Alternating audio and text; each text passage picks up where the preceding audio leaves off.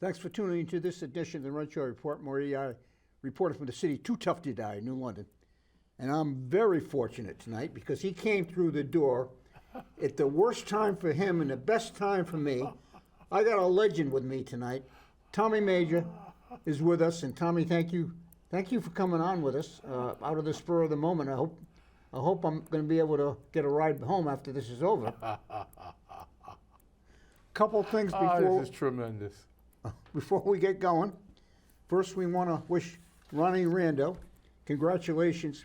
A wonderful article, one of the best I've read in the day paper in quite some time, on Ronnie Rando retiring from his business. Although he's not retired, Ronnie will always be involved with it. But he passed the leadership over to his son and his partner. And certainly I'm referring to Ron's Guns. But Ronnie Rando has been an activist. He's been involved in politics. He's a guy that stands up for what he believes in, and want to wish Ronnie the best and congratulations. And Ronnie, I'll stop in to see you. It was great talking with you today. What party? He was a Republican. He was a staunch Republican, but he was very conservative guy. And speaking of conservative guys, I want to offer these remarks out of the respect for Gloria Gross.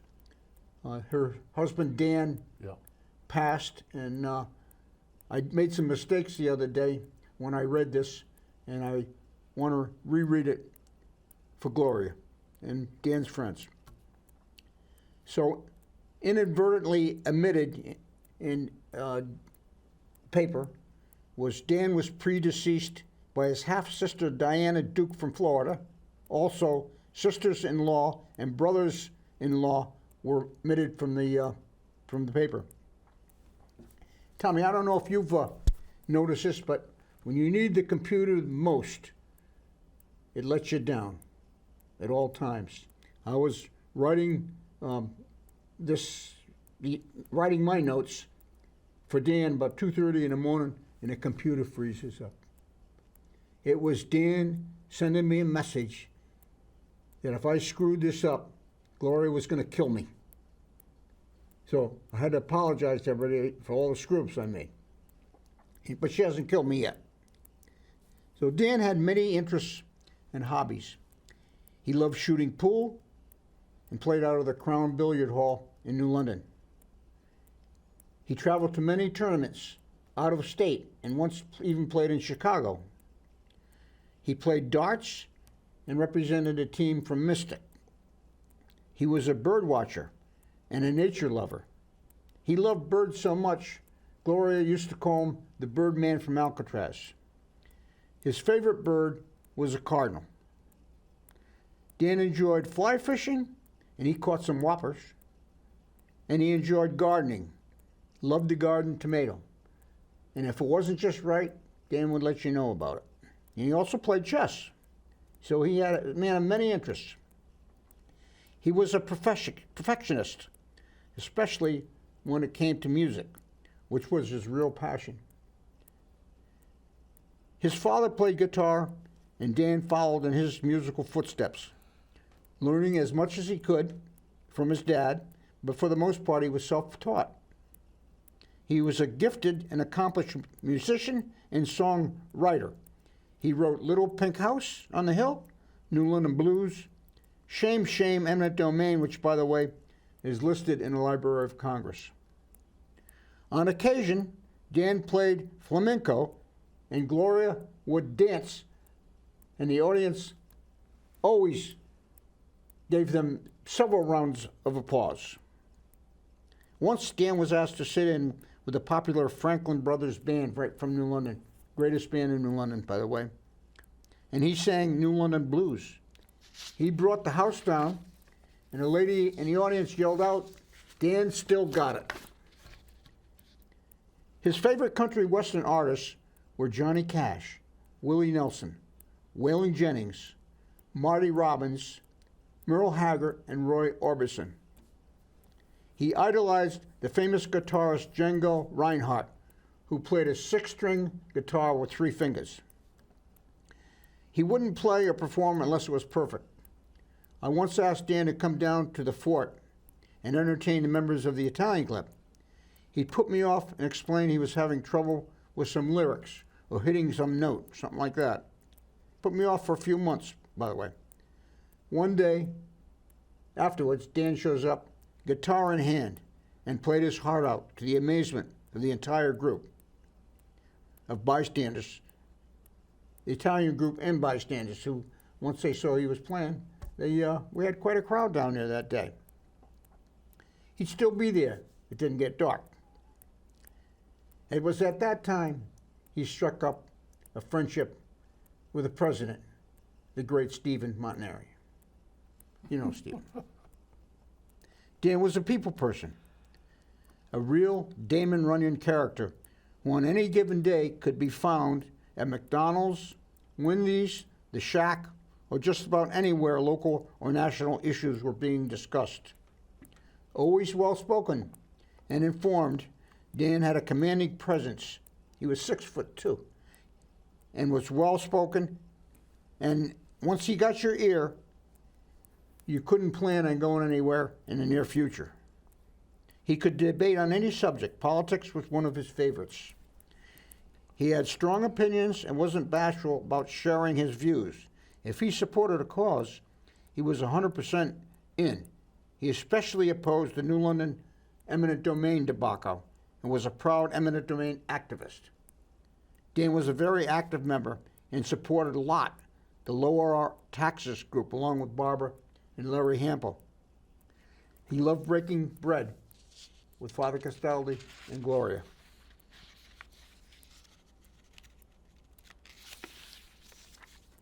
Occasionally, Dan used to like to visit the casino with Gloria. For sure, Dan is playing alongside Johnny Cash and the other greats up in heaven now. It was an honor and pleasure to have known Dan Gross. He was a good man, a fierce competitor, an ex-boxer, musician, and songwriter who loved Gloria. I will always remember Dan as a salt-of-the-earth real friend who could always be counted on. A man with a big heart, a love and zest for life. He blended with all kinds of people, loved good conversation, and I think he might have liked to argue a little bit too. But really, I think Dan would just like to be remembered as a good old boy. Rest in peace, Dan. So, Tom, I want to thank you again for coming on, but a couple of things. You know I'm very upset. I want to share a couple of things with you. Is there anything you want to say before I mention this, by the way? Say that again, Murray. Is there anything you want to say before I mention this issue? Murray, I have no issues. Well, in other words, I'm 71 years old. Murray, all I want to do is relax, enjoy myself, and don't want to get involved in certain things such as politics. I understand that, but I also understand you look, by the way, more relaxed now than I've ever known you, even in your coaching days. You are, I think you look 20 years younger. Well, Retirement is agreeing with you. You know, Murray, I thank you. I should have you around me more often. But let me also say this to you. I was tense when I was coaching, and I was tense when I was the director of recreation. But tense because it just seemed that I always had to have debates in regards to let's do things the right way, or, you know, we're one community, New London County. I want everybody to understand that. Not East Lyme. No, excuse me. They don't exist. My point comes down to is our youth should get the best of the best because they are the best. And the point comes down to is I think I did more debating in regards to that situation versus at the end of the years, I should have took more time with my employees and maybe even myself. And so, but the problem is this: It's not what you do in the beginning, it's what you do in the end. And I don't think that I was doing the job right. So it was just best for me to move on. Simple as that. Well, in summing up, I think the bash they had for you down Ocean Beach was a testament of what people thought of you, because it was a huge success, and some of the big shots and personalities in the area attended to pay you homage. Well, I do appreciate all, even if they were important individuals or just regular individuals. The point comes down to is that the main, because I actually originally did not want the bash. I'm not that's not me. But you know, when you have daughters and youth, you know, sons and things of that nature, they try to make you think the right way, and with the money that we accumulated, so now we have it for the Barbara Major Scholarship Fund. So instead of it coming out of my pocket, we put it in a CD, and a person has an opportunity to use that money for scholarship. That's tremendous, Tom. Speaking of your wallet, and I know some of your very close friends are very wealthy, and you know who I'm referring to. I won't mention names, but are you on a budget now that you're retired? Or you have nothing to worry about? That's a good one. I like that. Yes, I'm on a budget. So, you know, when we retire, you know, when you're not getting a paycheck every week, you got to tighten the belt up a little bit. Which leads me into my first thing I'm very upset about. Mm-hmm. You have a cell phone, Tom? Yes, I do. So I thought I was going to save $1 by switching from Verizon to consumer cellular. Mm-hmm. I switched over, and once I switched over, I found out it was costing me more money to be with consumer cellular.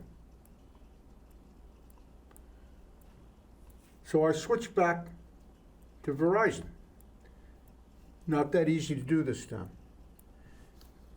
My point is, if consumer cellular told me in the beginning my wife's cell phone wasn't compatible and she would need a new phone, and I bought a new phone, I needed a new phone, I wouldn't have switched over.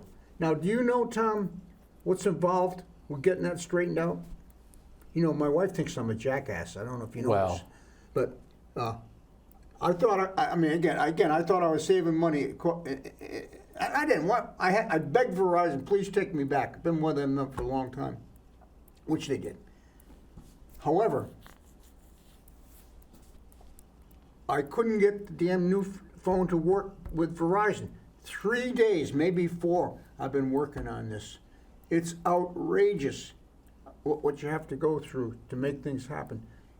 As a senior citizen, you know, I'm not that high tech with this stuff. I've been on, it's not funny, Tom.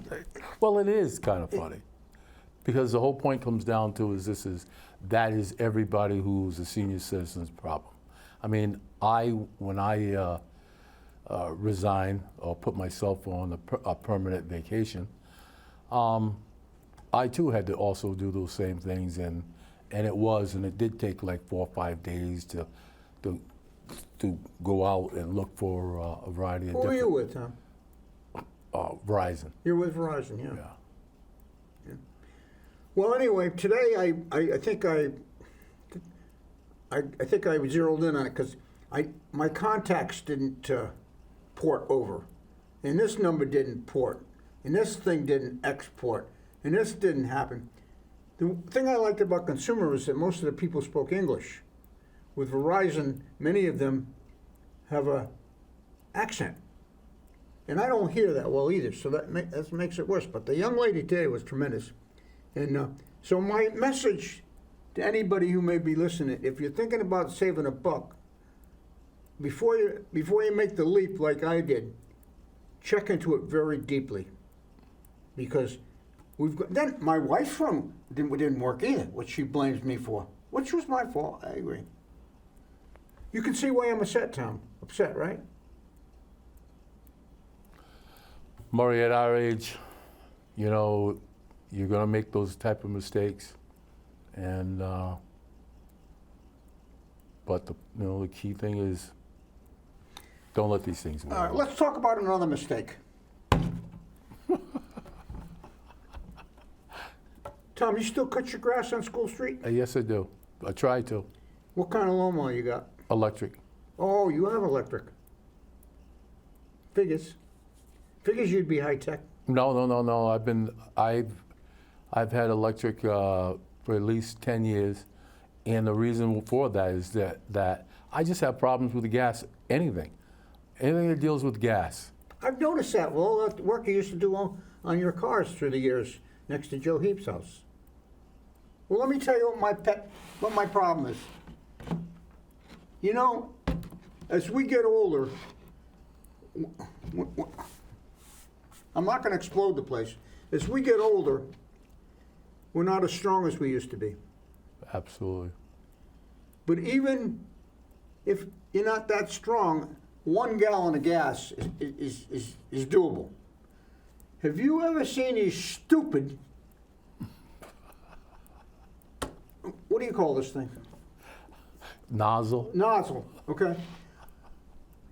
Now, I'm all for safety, but they've gone beyond safety. The jackasses that whoever made this foolish thing, they should shoot the son of a bitch. I'm going to tell you right now, it's ridiculous. This thing here, to fill the gas, they expect you to take this little tit right here, push it down on the, it's physically impossible for me to do it. And I just can't get over how they could ruin an easy pour gas can and make it into something like this because OSHA got involved and they required this. This is your government at work.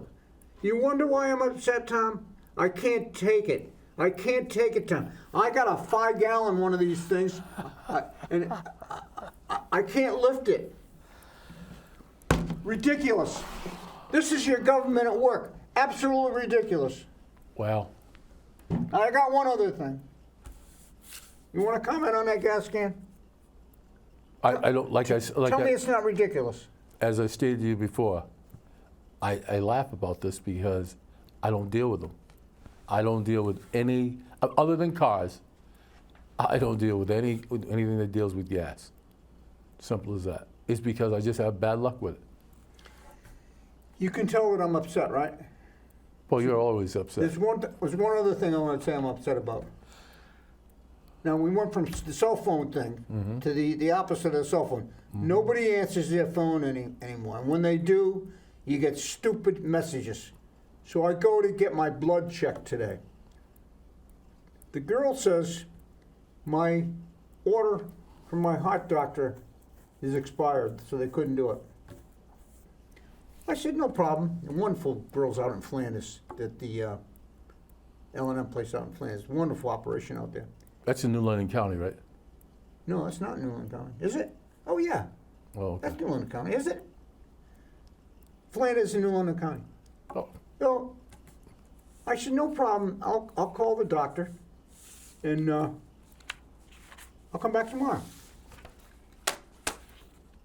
I go. First of all, some guy pulls in. Nothing teased me off more than somebody parks in a handicapped parking place. It's not handicapped.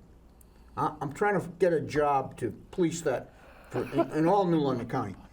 That's how it started out. But anyway, this is what happened. I call the doctor. Now, when the doctor's office answers, naturally a person doesn't answer. You get some machine that answers. And it's all the same. Every time I call, it's the same thing. If this is an emergency, call 911. Who the hell doesn't know that?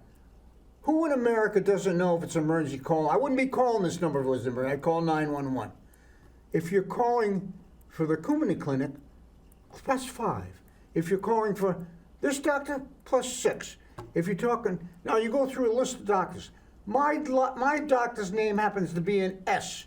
So it seems like longer than it is, but it seems like it's a long time before I get to my doctor. Leave a message. You go to leave a message, this is what you get. You can't leave any message, right? Yep. I can't take it. Can you see why I'm upset, Tom? Murray, you know what I see? I see in a couple of years that you leave this area and you go to the Bahamas and you don't have to worry about, My wife won't go. well, I can't go. So tell me, I don't have any. I'm upset about a lot of things. I don't want to go over anymore tonight. But tell me about your retirement. What are you doing with yourself these days? As I said, you look so refreshed. well, first of all, I never retired. I'm on a permanent vacation. What's the difference? Well, it's one of these deals is that I'm on my time and their dime. So that's the first thing. Then the second thing is that I am in the process of trying to have my house renovated.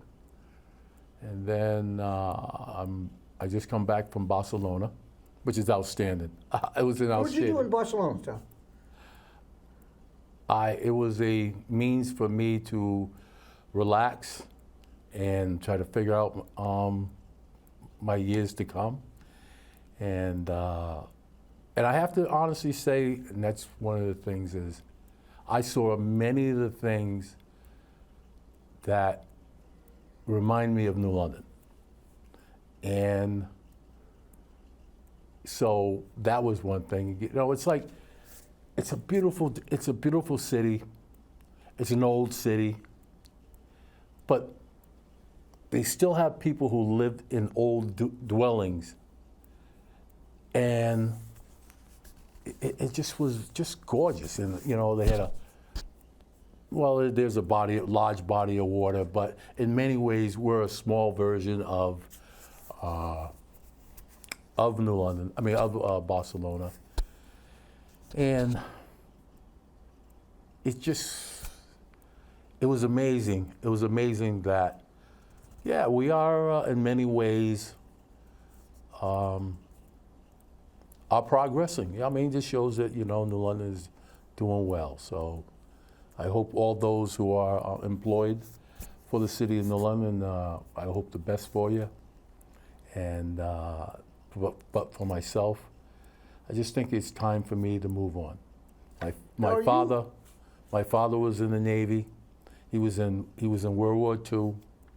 He was in Korean, and then he was in the Vietnam War, and he was 32 years in the Navy, and he was 33 years also at Pfizer's and a variety of different other places. And when it was time for him to go on his permanent vacation, he passed away. So I just think it's better for me to move on and enjoy myself. And so. Did you have to go to Barcelona to appreciate New London? Well, I didn't want to get into details, but I'll say this to you. Well, you alluded to that, Okay. as Bill Sally All right. would say. Okay. Is because I met two people who were from foreign lands, and all stated that they knew me, or not actually knew me, but they've seen me before. One was an individual who was involved in the New London High and Chinese connection. And then two was a young man who played football against New London High. And so that's why it was so remarkable, because it was like I was there for 8 days. In the first 3 days, I kept saying to myself, wait a minute, it's not working, because I wear some New London things. And usually people will go, yeah, I know where that's at. Oh, are you from? And I would say, and then the fourth day, the guy mentioned about the Chinese connection. And then the next day it was a guy who that stated that he played against New London, at New London. So What did you do over there? Basically, I went to a lot. It's kind of strange. They have beautiful, gorgeous churches. And then the other thing was museums, parks. There was a place similar to Ocean Beach over there that was remarkable. And then I also went there on the right time due to the fact that their festivals, it was their festival time, so. Now, did you go on tours or did you No. travel? I use public service. And did you blend with the people? You Spanish speaking? Well, I don't mean any harm and no disrespect. The nice thing about it, I didn't know anybody. So I just went where I wanted to go. How did the natives accept you? Didn't matter. So you 'Cause didn't make any friends? Excuse me, I didn't go there for friends. I went by myself. But you didn't make any friends? I find wasn't- that hard to believe. I wasn't there to make any friends. I was there to enjoy myself, and see if I could blend into the environment. Did you go to the beach? Well, I went to the beach. But I didn't do anything. They have beautiful beaches, Oh, right? beautiful beaches. Beautiful. They had volleyball, a lot of sports, that type of thing. How was their public transportation? It would be similar to when I went out to out to Kansas City, Washington D.C. So, you could use. And I also went to Dublin for one day, and I thought they were great transportation. What you would do is, if you go vertical or horizontal, there was always routes, and so. I did have to tell you this. I did not like the subway. I never couldn't commute with that. I mean, I got lost one time with that. But other than that, the bus situation was outstanding. Most people speak English? Well, the only people that I really could say is I did go to a American hotel. But other than that, all the others didn't matter. Did you attend any sporting events? I went to see a basketball game. And they also had soccer tournaments, but I wasn't interested in all those things. I just wanted to see the difference in as far as whether their youth, what progress did they have as far as when basketball. And I just think that, I think the American students should really buckle down on their education and not worrying about sports all the time. And the reason why I'm saying to you is all these other countries are catching up. Yes, but don't you agree, I mean, being in this sporting world all your life, that in many ways sports is a catalyst and a motivator? And I'm glad you said that, yes, because I've always thought of that as sports being a catalyst. But sometimes what we do is a little bit more sports and then maybe education comes second. So. I'm not going to tell you now, but I'll tell you after how my basketball career was ended by a guy that demotivated me. It's a long story. I don't want my wife to hear this because she ridicules me all the time. Well, I'm gonna tell you anyway. No, I'm not. Well, that's why I'm laughing, because you're going to tell me anyway. But here and there, I mean. Well, I'll be honest with you, Tom. My father was in the Navy too. Mm-hmm. We were stationed in Naples, Florida. Mm-hmm. I'm not going to play center, right? I wouldn't be classified as a big man. Yeah. But I had a shot from the top of the key that I could bury. Well, anyway, this guy Armin Jar. This was when I was a freshman in high school. Mm-hmm. this coach Armin Jar, right? We would practice and he would play, and he would ridicule me there too, because after I buried my favorite shot, he says, "But can you make it in a game, right?" It's not funny. I wasn't the best student. Well, anyway, they announced the team, and I made the team, but he cut me because of my grades. This son of a bitch, okay? Mm-hmm. On the way home, I'm walking home, he wants to give me a ride home. Screw you, Armin Jar. You ruined my whole basketball career while I was in Naples. Colonel Bickle, you know, Skip Bickle was one of my friends in Naples, Italy. He married Lonnie Anderson. I don't know if you remember that name. No. She was a movie star. Colonel Bickle always said... From around here?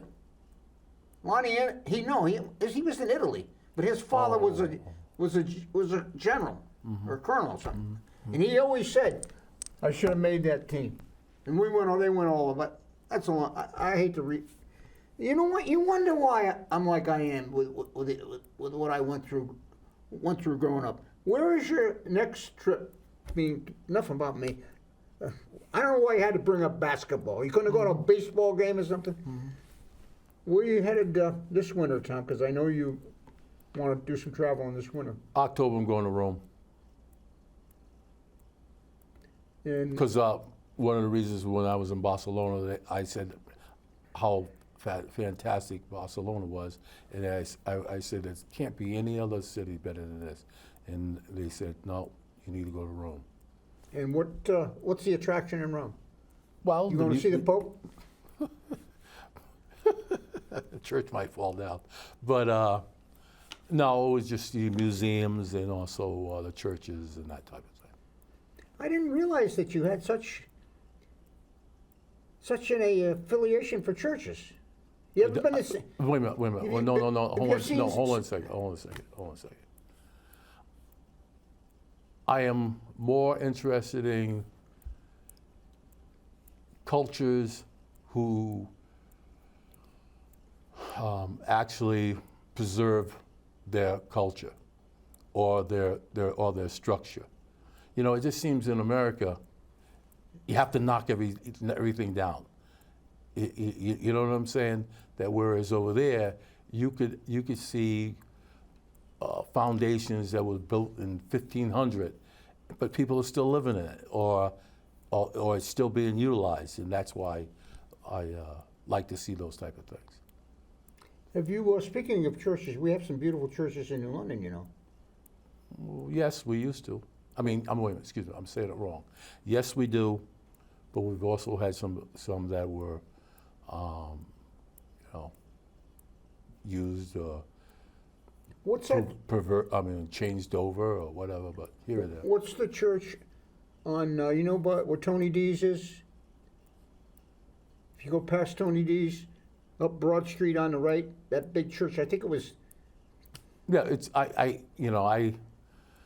know what church. Big stone building. Yeah, I looked at the date the other day. I want to say it was 1910, but I'm not sure. It might be even be older than that. Right. But that's a gorgeous church. Right. St. James is a beautiful church. That's right. St. Joseph's is a beautiful church. Yeah.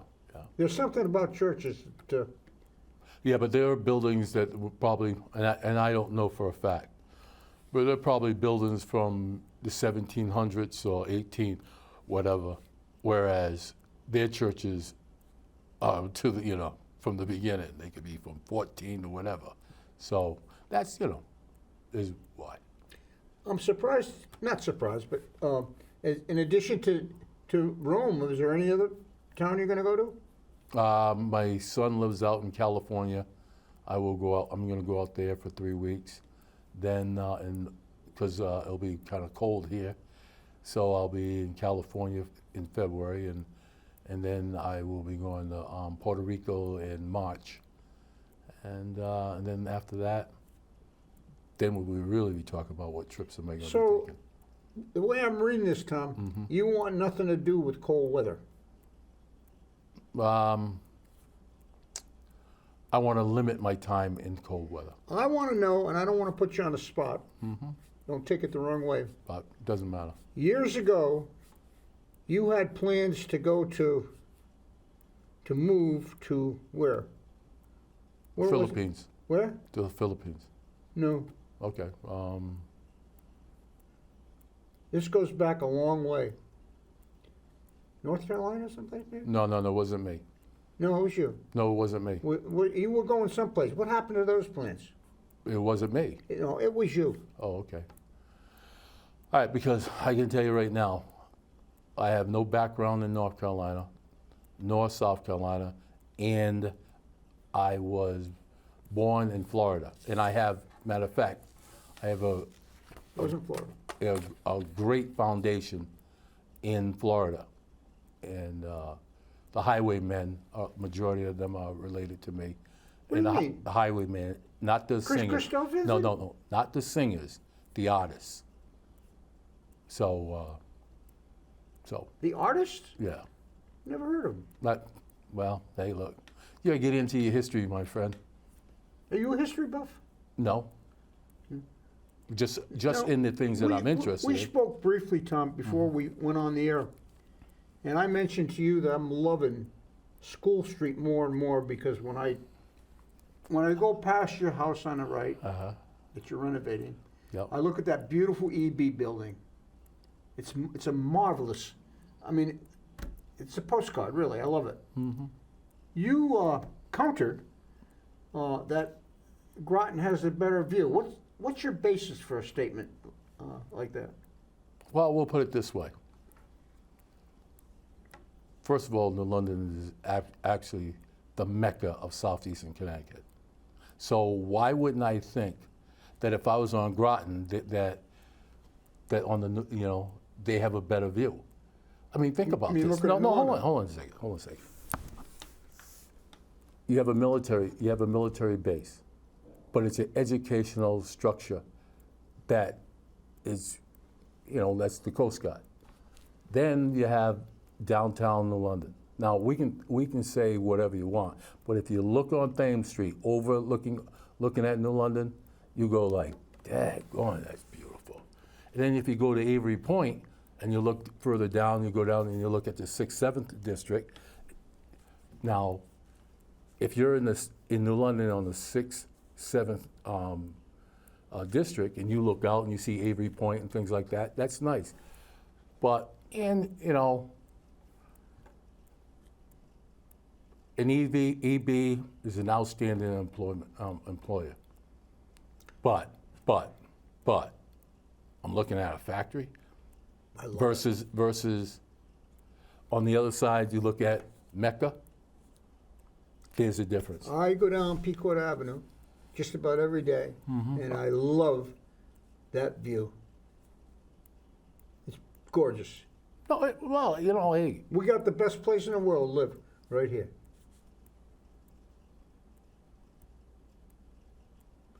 Tom, is there anything else that you'd like to discuss before we close out? yeah, Maury. If you ever want to, I'll let it go. Let it go. No, spit it out. No, Tom. let it go. Come on, let it spit it go. out. Let it go. I tell you what, you are good. You are good. Thank you for coming on, Tommy. You're a good friend. I love you. Thanks for watching.